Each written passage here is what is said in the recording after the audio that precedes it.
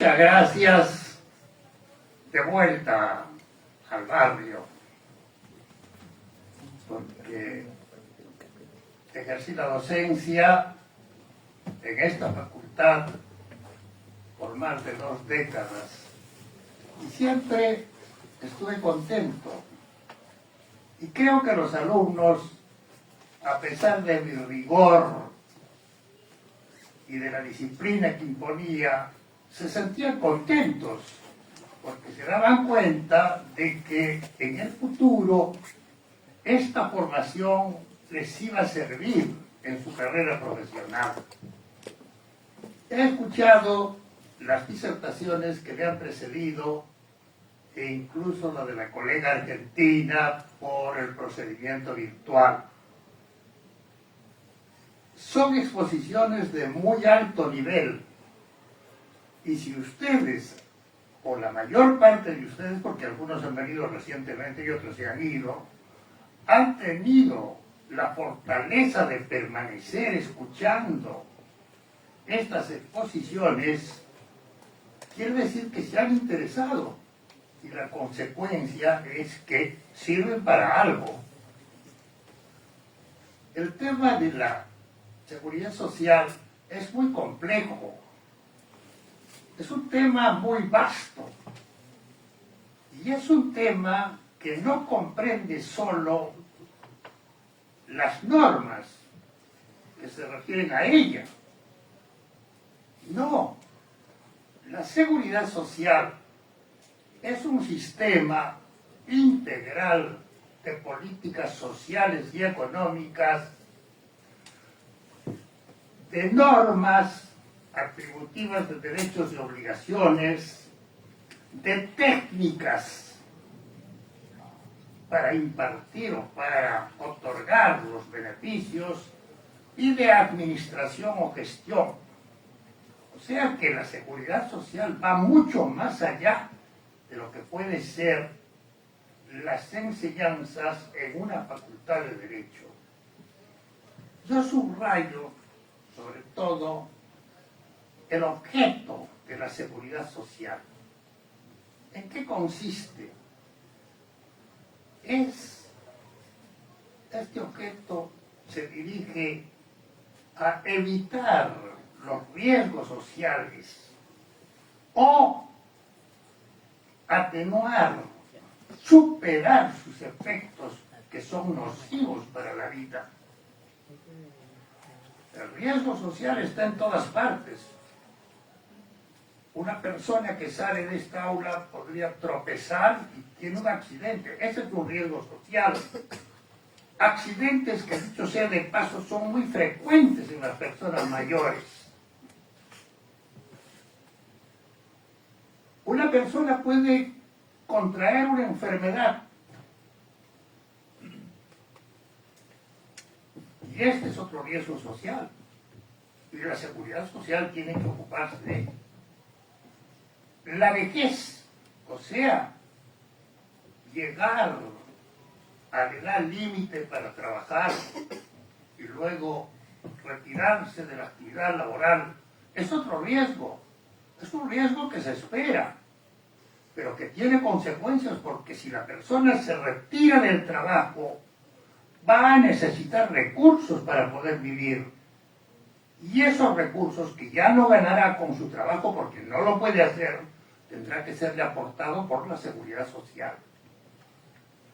Miren ustedes, en el fondo, la seguridad social, a mi criterio, es un sistema que se dirige fundamentalmente a proteger a las personas mayores, es decir, aquellas que entran en la tercera edad, que va de los 65 a los 85 años, y a los de la cuarta edad, que son aquellos que van de los 85 hasta más adelante, cuando necesitan la asistencia de otra persona. ¿Y por qué digo esto? Porque está demostrado estadísticamente que los servicios de salud que presta el seguro de salud están dirigidos en más de un 80% a las personas mayores de 65 años, lo que quiere decir que menos del 25% de las cotizaciones para salud corresponden a las personas jóvenes o que están en edad de trabajo. Y lógicamente, si una persona pasa la jubilación, pues todos los recursos son para estas personas. Por lo tanto, es muy importante en este tema, que debe tratarse dentro del primer tramo que yo llamo políticas de seguridad social, ¿no? Es el tramo del estudio demográfico de la población. Es decir, cómo avanzan las tasas de natalidad y de mortalidad, cómo avanza la esperanza de vida de la población. Hay, y eso es evidente, un proceso de envejecimiento de la población. Nos volvemos más viejos porque las ciencias médicas y biológicas han avanzado muchísimo y protegen la salud, por consiguiente la vida se alarga. Al mismo tiempo hay un decrecimiento de la tasa de natalidad. Las parejas no quieren tener como antaño 3 o más hijos. Se limitan a 1 o 2, pero con 2 hijos no reproducen su número de habitantes. Por consiguiente, la población disminuye, porque estos jóvenes, estos niños se convierten en jóvenes, se convierten en trabajadores después, pero no en la cantidad suficiente para reemplazar a las personas que se van a la jubilación. Entonces, este es un problema, ¿verdad? Otro problema gigantesco y fundamental de la seguridad social es el del financiamiento. Si usted quiere otorgar una prestación, tiene que financiarla. Es lo mismo que pasa en una familia, o que pasa con una persona. Si quiere comprarse una computadora o un celular, debe tener los recursos para pagarlo. Si no, no lo puede hacer. Quiere hacer que el financiamiento se realice con una cuota inicial y después el pago a plazos, en fin, pero lo tiene que pagar de todas maneras. Y esto mismo sucede con la seguridad social. Eso quiere decir que no basta el plano normativo. Se puede imaginar las normas más perfectas de protección de los asegurados, tanto respecto de los riesgos de salud, que son los de enfermedad y accidente, laboral o común, la vejez, o incluso el riesgo de desempleo, que también da lugar a ciertos aportes de seguridad social para darle recursos a las personas que pierden el empleo hasta que consigan otro. Pero todas esas prestaciones se las tiene que financiar. Si no hay financiamiento, no hay prestación, definitivamente. Y lo que yo veo en nuestro país y en otros es que se prescinde de este aspecto. Acaba de firmarse una ley aprobada en el Congreso después de muchas incidencias, en fin, que ha sido remitida al Poder Ejecutivo para su promulgación, a la que se ha referido el colega Marco Rueda, en fin. Y no veo yo ningún respaldo matemático actuarial. ¿Cómo se van a financiar estas prestaciones que se ofrecen allá? ¿Quién la va a pagar? Miren ustedes, los sistemas de financiamiento son 3. Lo digo para que lo situarnos en un plano que todos podamos comprender. Son 3. El primer plano es el plano de la persona y de la familia. Es un plano en el cual la persona ahorra cuando tiene recursos para protegerse de los infortunios cuando se presenten. Puede inclusive asegurarse en una clínica particular, en fin, ¿verdad? O guardar recursos en la forma de ahorros, en una cuenta bancaria, en fin, para retirarlos cuando se retire del trabajo, cualquiera que él sea, ¿verdad? y muchas personas lo hacen, sobre todo gente de clase media, compran departamentos que luego alquilan, en fin, y con esto sobreviven, que no están afectos a la seguridad social, desde luego. O hay la protección familiar también, la persona mayor queda al cuidado de un hijo, de una hija sobre todo, y ellos se ocupan del viejo hasta que se va, ¿verdad? Ese es el primer plano de financiamiento que existe y cada vez se generaliza. Yo tengo ejemplos personales, el mío por ejemplo, soy pensionista, cotizo a la seguridad social y sin embargo no me sirvo de los servicios de salud de la seguridad social porque están colapsados. De esto me voy a ocupar enseguida. Y entonces tengo yo que pagar con mis pensiones las consultas médicas en ciertos centros de bajo precio, generalmente de las municipalidades. No, este es un ejemplo palpable. Y yo veo en estos policlínicos municipales a muchísima gente que lo hace y que paga los servicios. Yo he tratado incluso de solucionar este problema, porque conozco el tema, pero esto es lo que está sucediendo, ¿verdad? Luego tenemos el sistema de financiamiento por el aparato productivo. Es aquel que corresponde a las cotizaciones que pagan los trabajadores y en algunos casos también los empleadores. Esas son cotizaciones que en ambos casos se trasladan al precio de los bienes y servicios que finalmente paga el público, ¿verdad? ¿Y el público quién es? El público son los consumidores, de los cuales la mayor parte son los propios trabajadores. Quiere decir que por esta vía los trabajadores primero pagan sus cotizaciones y después con sus consumos pagan las cotizaciones de otros, ¿verdad? Pero este tiene un límite, porque los empresarios, cuando las cotizaciones son muy altas, se oponen, porque los productos, los bienes o los servicios pierden competitividad, no lo aceptan. Por consiguiente, las organizaciones de empleadores se oponen a estos aumentos de las cotizaciones, ¿verdad? Finalmente tenemos el financiamiento por el Estado. El Estado paga los déficits de los sistemas de seguridad social con recursos del Tesoro Público, ¿verdad? Y esto es lo que está ocurriendo en muchos países. En el Perú recién se comienza con eso, lo voy a explicar después. Pero está ocurriendo en Estados Unidos, por ejemplo. Una gran parte de los consumos del Estado están determinados por estas prestaciones en pensiones, otras por el Medicaid o los cuidados de salud. Lo que determina que en Estados Unidos el presupuesto siempre esté desfinanciado y la diferencia sea cubierta con bonos que emite el Tesoro Público y que compran los particulares, lo cual es una modalidad de transferencia de recursos del particular al Estado a cambio de un interés que pague el Estado.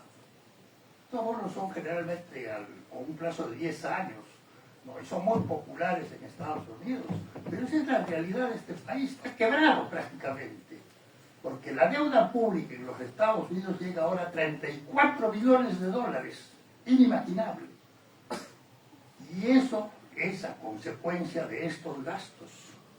Gastos en pensiones, gastos médicos, aparte de los gastos en personal, que son cuantiosísimos, y de los gastos militares también, porque Estados Unidos, pues, que tiene bases en un montón de partes del mundo, tiene que financiar a esos ejércitos, ¿verdad? Eso cuesta mucha plata. Pero no es solamente una situación particular de los Estados Unidos, esto pasa también en los 27 países de la Unión Europea.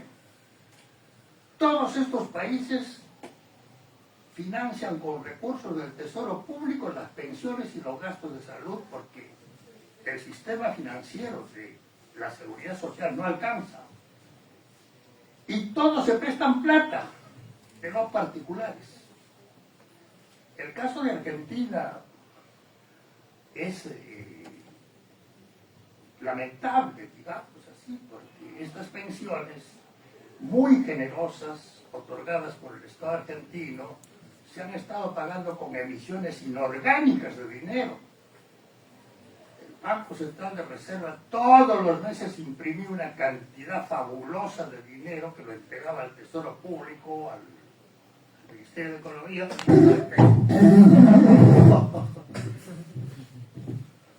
A Dios no le gusta lo que digo. Para financiar los gastos de la seguridad social, cosa que no se deben hacer. Si usted no puede financiar un gasto, pues no lo haga. Tiene que buscar otros recursos. La gente tiene que entenderlo así. Ahora Milei, que es el presidente actual de la República Argentina, se ha encaprichado con que no va a emitir un peso más. Y lo está cumpliendo. Y parece que está teniendo éxito. Aunque no me gusta Milei, yo puedo decir que es un mal necesario para la República Argentina. Está poniendo orden, ¿verdad? Una situación en este gran país, muy rico, uno de los más ricos del mundo, con una riqueza agrícola y ganadera que es espectacular, ¿verdad? Y con muchas posibilidades de desarrollo, ¿verdad? Bien, de manera pues que si queremos enfocar los problemas de la seguridad social, tenemos que ir antes que a la normativa. Tenemos que ir al financiamiento. ¿Cómo lo pagamos? En el Perú, ¿qué es lo que está pasando? Veamos, gasto de salud. ¿Alcanza las cotizaciones del 9% que paga la masa laboral para financiar las prestaciones de salud que otorga el Seguro Social? Parece que no alcanzan. Y esa es la razón por la cual no se construyen más hospitales ni policlínicos hace mucho tiempo.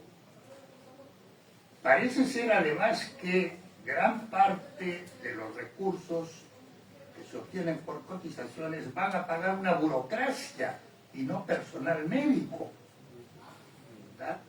El Seguro Social no tiene suficientes médicos ni personal auxiliar para cumplir con sus obligaciones.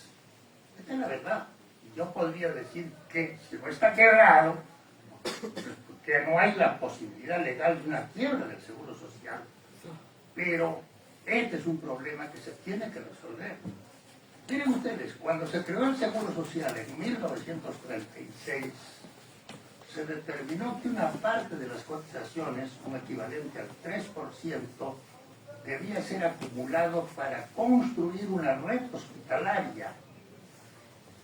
Y eso se cumplió. Y la red hospitalaria, el conjunto de hospitales y policlínicos del Seguro Social Obrero, se construyó con este aporte hasta que lo exprimieron. Y no se cumplió más nada. El Seguro Social del Empleado se redujo a 2 o 3 hospitales, el Hospital Central de Lima, el que está allí, el Jesús María y el Hospital de Arequipa, y nada más. Y no tenía policlínicos auxiliares.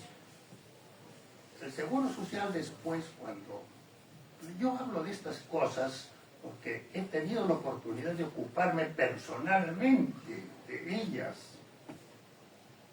Yo he sido el que ha manejado la política laboral y de seguridad social del gobierno de Velasco Alvarado, del año 70 al 75.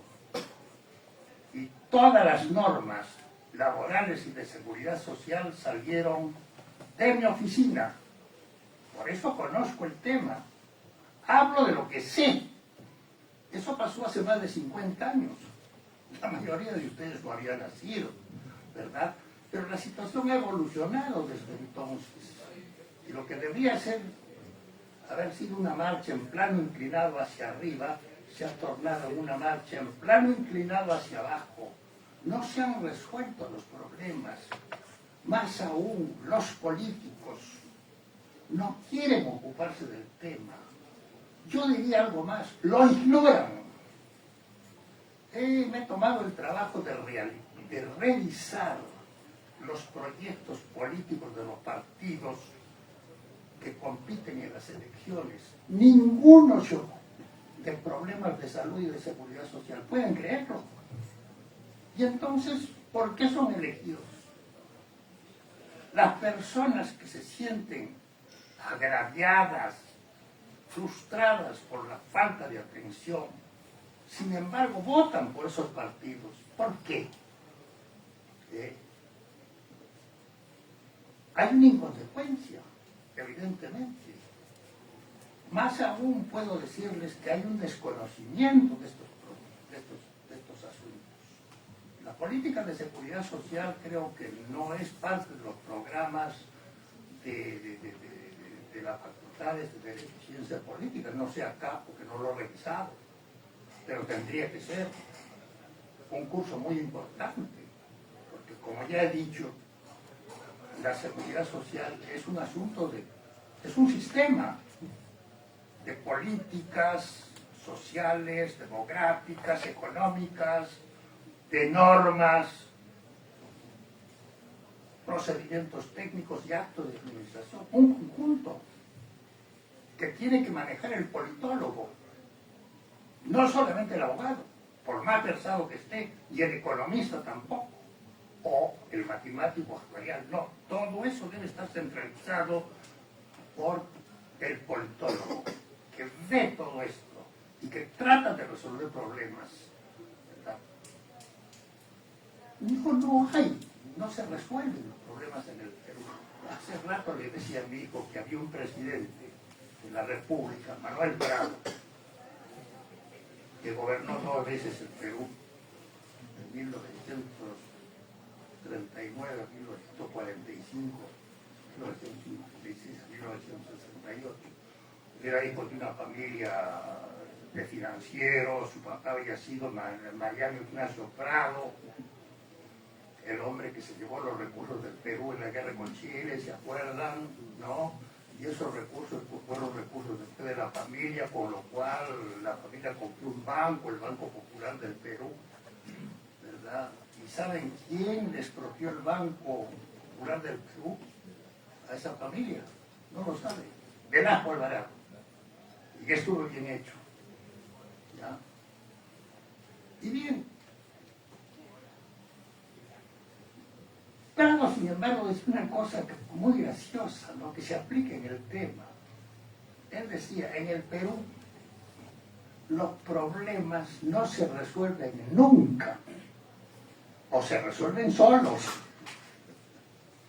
Entonces, de acuerdo con esto, hay que esperar pues, que la seguridad social resuelva el problema sola, ¿no? ¿Qué lo va a hacer? No sé.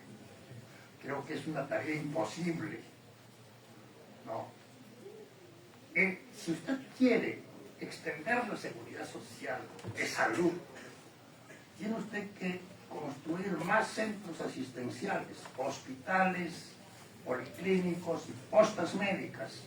Tiene que contratar personal médico y personal auxiliar, ¿verdad? Limitar los gastos de administración al menos del 6% de las cotizaciones, que es lo que marca una regla de la seguridad social, es decir, una regla técnica, ¿verdad? Y nada más, si usted quiere arreglar el problema. Pero lo primero que tiene que hacer es exponer la situación real. En el Perú esto no se hace. Estos son datos que parecen ser secretos de Estado. Solamente los conocen ellos, los que están en la cabeza de estos organismos.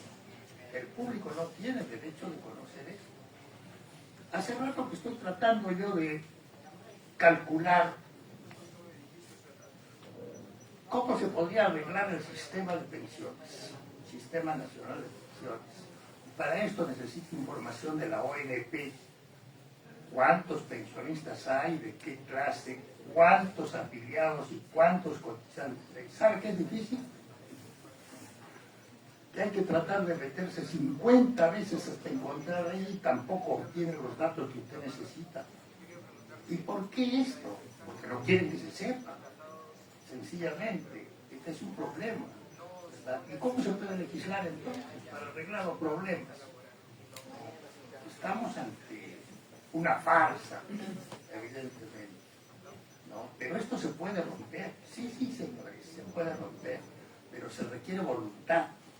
Y esa voluntad tiene que estar en la cabeza de las nuevas generaciones de profesionales.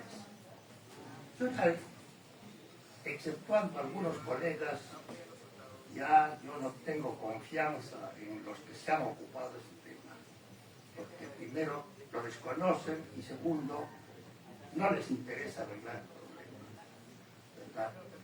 Les voy a contar una anécdota que puede ser que les diga algo.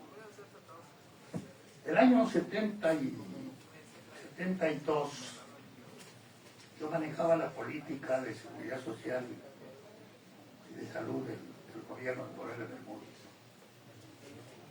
Cuando de repente vino el gerente financiero del Seguro Social y me dijo: doctor, ¿sabe qué? Mañana se realiza el remate de la clínica Angamos, un gran edificio de los 7, 8 pisos que queda entre la avenida Arequipa y la avenida Paseo de la República, en Angamos, en Flores. Y yo le digo: ¿y cuánto le deben al Seguro Social? Doctor, es la mayor parte. ¿Cuánto? 87%, doctor. Y el resto, pues me dijo 13%. Y bueno, entonces mañana le digo: vaya usted al remate y pida adjudicación de la clínica. Por esto. Sí, y lleve usted el cheque por el saldo. Así que, así lo hizo. Al día siguiente fue, pido adjudicación, aquí está el cheque y se firmó el acta. El rematador tiene facultades de notario público.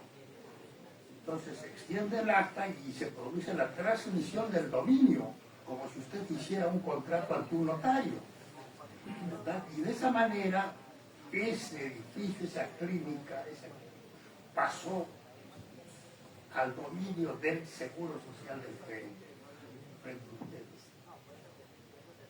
Fue el único caso. Al día siguiente me llama el ministro y me dice: vea, doctor, hay un grupo de médicos que me dicen que llegaron tarde al remate y no pudieron intervenir. Y les digo: está hecho. Digo: sí, ya la transferencia está resuelta. Esto no tiene marcha atrás. Tiene que haber un modo, me dice. Un decreto ley, no lo voy a hacer, ministro, disculpe, no lo voy a hacer de ninguna forma, ni corresponde, ministro, ni me lo diga. Ah, entonces diría: se lo diga. Se dan cuenta, ¿no? Y de esa manera el acto quedó firme. Bueno, pues les cuento esta anécdota, porque quizás ustedes en su vida profesional se encuentren con actos de esta naturaleza. Si tienen la certidumbre de que están actuando bien, con inteligencia, con conocimiento del tema, no cedan. Apliquen la ley, apliquen, digamos así, formulen una solución favorable a las instituciones, a las mayorías sociales. En este país tenemos que obrar así, ¿verdad? Y bien, podría seguir hablando yo de este tema, pero lo voy a dejar ahí nomás. Miren ustedes, quiero decirles algo. Estoy haciendo circular un papel en el cual les pido que pongan su nombre y su email. ¿Por qué? Que yo escribo unos artículos que los envío a mis destinatarios en marzo. Si ustedes quieren beneficiarse con esos artículos que son el resultado de investigaciones, escriban su email en el PDS y entonces tendrán la satisfacción de recibir estos artículos o alguna otra cosa de interés, porque esta manera es una manera de formarse también, estar enterado de lo que pasa en el Perú y en el medio internacional, sobre todo que ahora que la situación se complica muchísimo con los problemas que tiene Europa. Bien, esto es lo que tenía que decirles, les agradezco vuestra amabilidad.